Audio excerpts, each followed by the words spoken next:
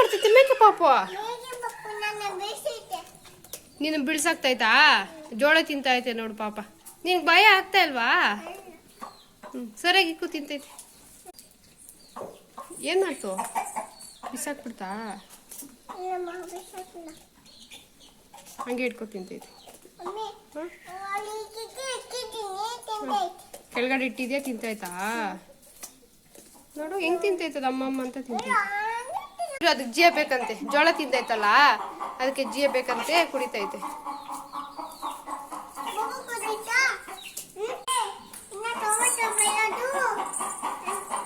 ಅದಕ್ಕೆ ಬೇಕಂತೆ ತಿನ್ಸವ, ಅದಕ್ಕೆ ಬೇಕಂತೆ ತಿನ್ಸುಮ, ಅದಕ್ಕೆ ಬೇಕಂತೆ ತಿನ್ಸು.